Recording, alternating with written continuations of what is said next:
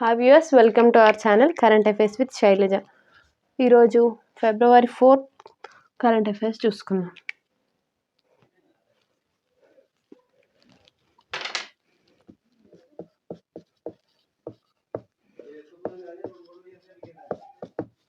First topic వచ్చేసి మన GST గురించి. GST goods and service tax.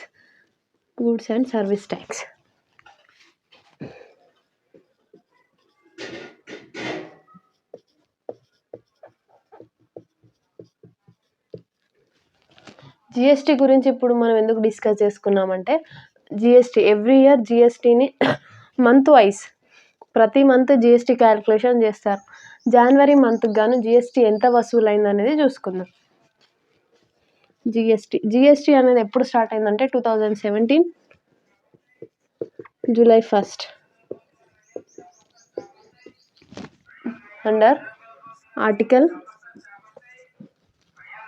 279 clause A 101 amendment of our Indian Constitution.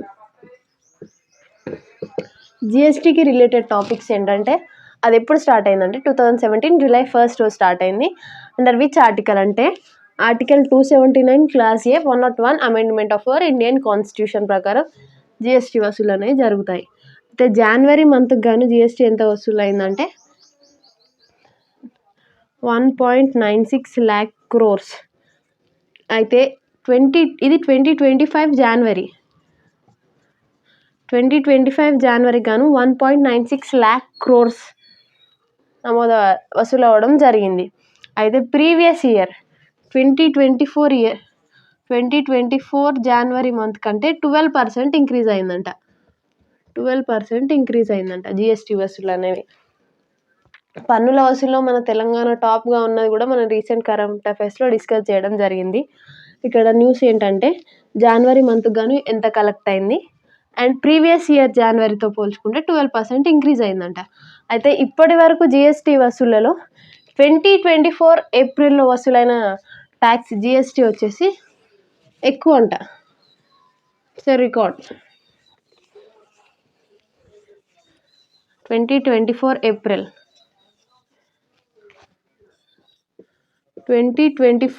ఏప్రిల్లో అత్యధిక జిఎస్టీ అనేది వసూలైందంట. అధిక GST వసూలైంది.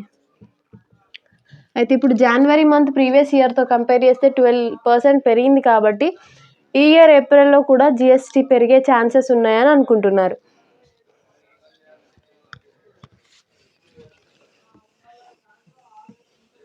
And next news is దక్షిణాఫ్రికాలో హిందూ దేవాలయం. సౌత్ ఆఫ్రికాలో ఒక కొత్త హిందూ దేవాలయం అనేది స్టార్ట్ అవ్వడం జరిగింది.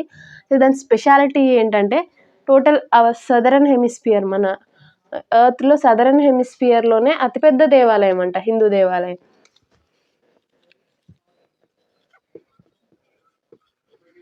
దక్షిణాఫ్రికాలో హిందూ దేవాలయం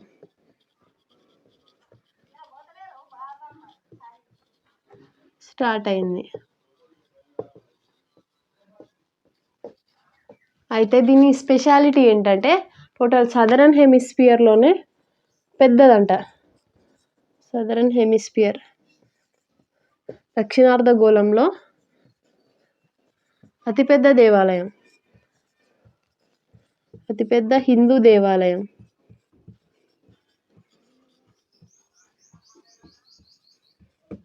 ఎక్కడ అంటే కంట్రీ వచ్చేసి దక్షిణాఫ్రికా. And next news is Tata steel chess championship. Tata steel chess championship అనేది రీసెంట్గా కండక్ట్ చేయడం జరిగింది.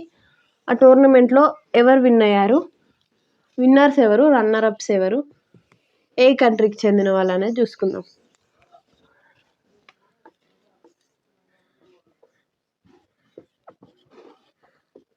Tata steel chess championship tournament.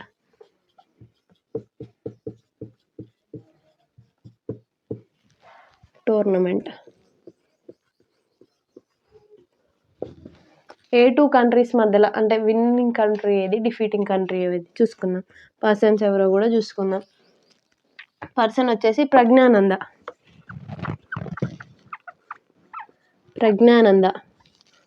తను ఎవరిపై విజయం సాధించాడంటే గుకేష్, దొమ్మరాజు గుకేష్. రీసెంట్గా వరల్డ్ చెస్ ఛాంపియన్షిప్లో ఛాంపియన్గా నిలిచిన Dommaraju Gukesh.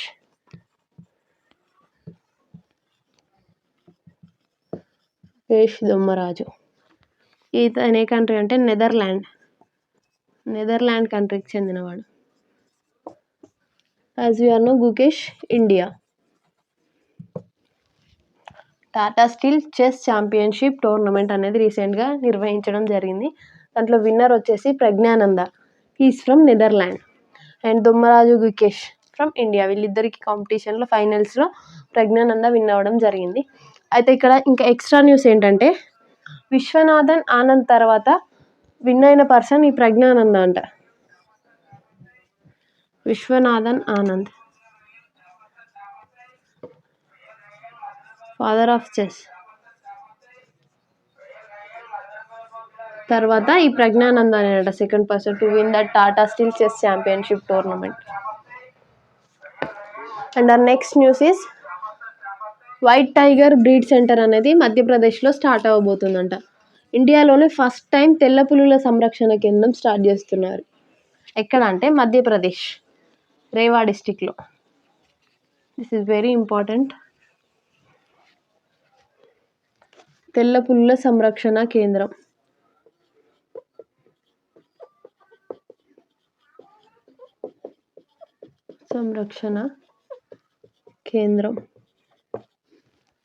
White tiger breeding centre.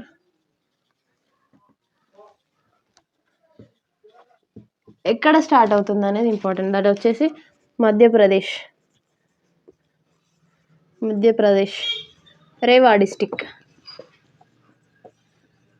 డిస్టిక్లో స్టార్ట్ అవుతుందంట.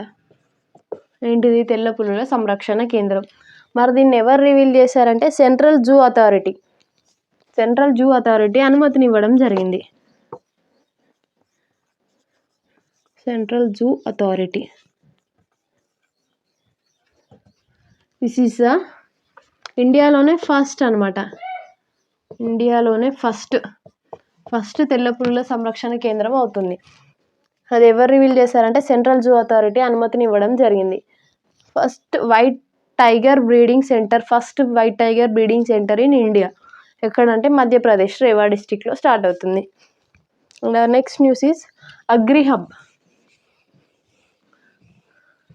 అగ్రిహబ్ కృత్రిమ మేధస్సు ఆధారిత కేంద్రం.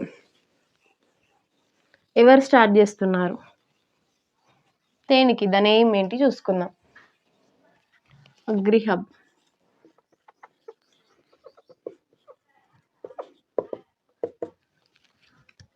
అగ్రిహబ్ కృత్రిమ మేధస్సు ఆధారిత కేంద్రం.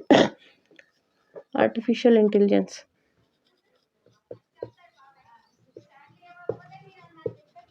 ఆధారిత కేంద్రం.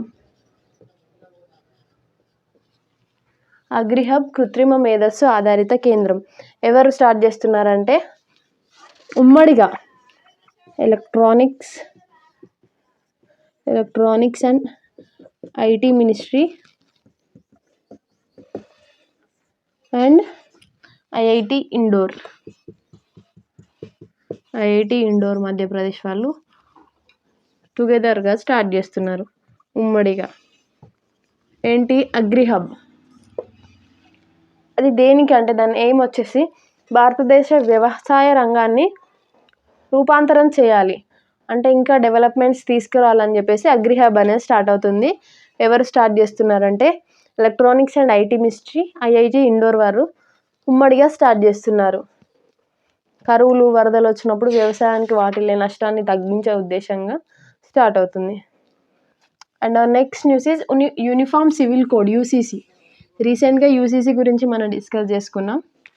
Uttarakhand is the first state దేనికంటే యూసీసీని, యూనిఫామ్ సివిల్ కోడ్ని అమలు చేసిన first state according to our Indian constitution. ఇప్పుడు రీసెంట్గా గుజరాత్ కూడా యూసీసీకి అమలు చేసుకుందామని చెప్పేసి ముసాయిదాను తీసుకురావడం జరిగింది. ఏ స్టేట్ అంటే గుజరాత్. యూసీసీ అమలుకు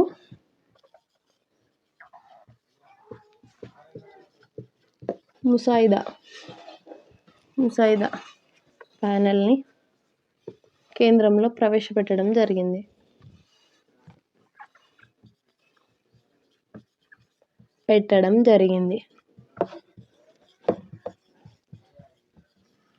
ఇండియాలో ఫస్ట్ స్టేట్ వచ్చేసి ఉత్తరాఖండ్. యూసీసీ అమలు చేయడంలో ఇండియాలో ఫస్ట్ స్టేట్ వచ్చేసి ఉత్తరాఖండ్. ప్రజెంట్ గుజరాత్ కూడా దానికి ఒక ముసాయిదాని కేంద్రంలో ఏర్పాటు చేశారంట. అంటే ఎవరు నేతృత్వంలో అంటే Ranjana Desai retired supreme court justice అంటే ఈమె రంజనా దేశాయ్ నేతృత్వంలో. Who is this Ranjana Desai అంటే రిటైర్డ్ సుప్రీంకోర్టు జస్టిస్.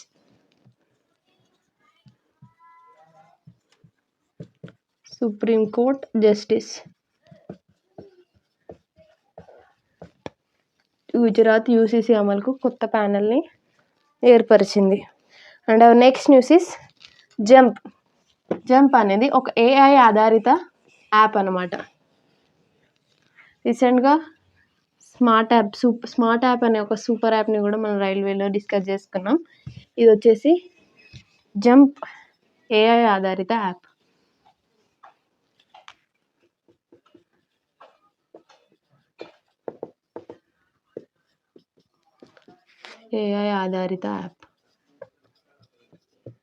జంప్ అనేది ఏఐ ఆధారిత app.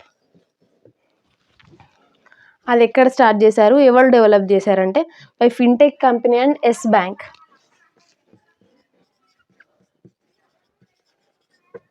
Fintech company plus yes Bank. Fintech company ఉన్న ఎస్ బ్యాంక్ ఉమ్మడిగా అనేది ఈ జంప్ ఏఐ ఆధారిత యాప్ని స్టార్ట్ చేయడం జరిగింది. దాని యూజేజ్ ఏదంటే వివిధ రకాల సేవలకు ఒకే ప్లాట్ఫామ్ని వ్యక్తిగత ఆధారిత నిర్వహణకు సులభం చేస్తుంది. అంటే డిఫరెంట్ ప్రాబ్లమ్స్కి ఒకే ప్లాట్ఫామ్ మీద సొల్యూషన్ ఇవ్వాలని చెప్పేసి జంప్ ఏఐ ఆధారిత యాప్ని తీసుకురావడం జరిగింది. అది ఎవరు ఇంప్లిమెంట్ చేశారు, డెవలప్ చేశారంటే fintech company plus yes bank.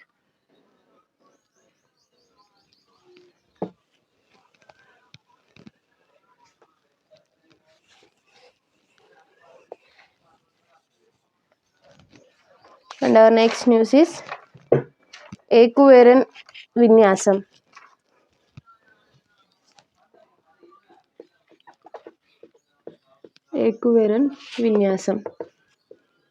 ఏదైనా విన్యాసం న్యూస్లోకి వస్తే అది ఏ కంట్రీస్కి, number of countries involving in that, and ఇంకా అది దేనికి సంబంధించింది, నేవీయా, ఆర్మీయా, అది చూసుకోవాలి. ఇది వచ్చేసి India and Maldives. India plus Maldives ఉమ్మడి విన్యాసం ఏంటంటే ఎక్విరిన్ మీనింగ్ వచ్చేసి ఫ్రెండ్స్ అంట. దీని నేమ్కి మీనింగ్ వచ్చేసి ఫ్రెండ్స్. ఎక్విరిన్ అంటే మీన్స్. అయితే ఇది ఎన్నో ఎడిషన్ అంటే 13th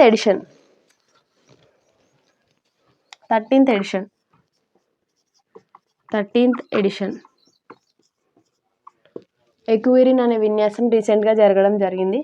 ఎక్కడ అంటే ఇండియా అండ్ మాల్దీవ్స్ ఉమ్మడి 2 కంట్రీస్ పార్టిసిపేట్ జరిగింది. వెన్యూ వచ్చేసి మాల్దీవ్స్లోనే జరిగింది. And our next news is, ఎన్నో ఎడిషన్ కూడా important, 13th edition. And our next news is Japan H3 rocket మించిచికి నెంబర్ 6.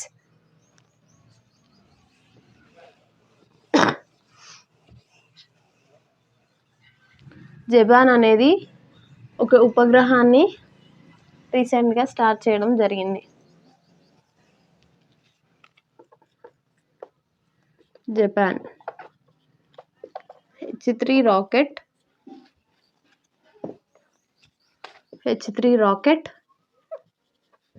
మిచిచి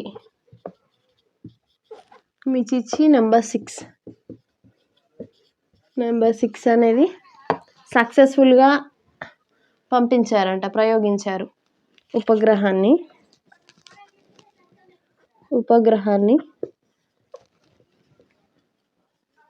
సక్సెస్ఫుల్గా ప్రయోగించారు. ఉపగ్రహం పేరేంటి, ఏ కంట్రీ వాళ్ళు ప్రయోగించారు? Japan H3 rocket Michibiki number 6. ఈ ఉపగ్రహాన్ని జపాన్ కంట్రీ వారు సక్సెస్ఫుల్గా లాంచ్ చేశారు.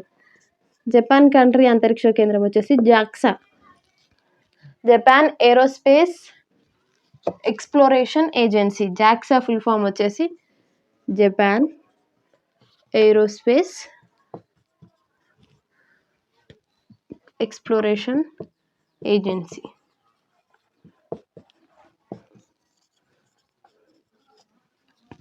Japan H3 rocket Michibiki number 6 ప్రయోగాన్ని విజయవంతంగా పంపించింది, ఉపగ్రహాన్ని ప్రయోగించింది. జపాన్ అంతరిక్ష కేంద్రం వచ్చేసి జాక్సా.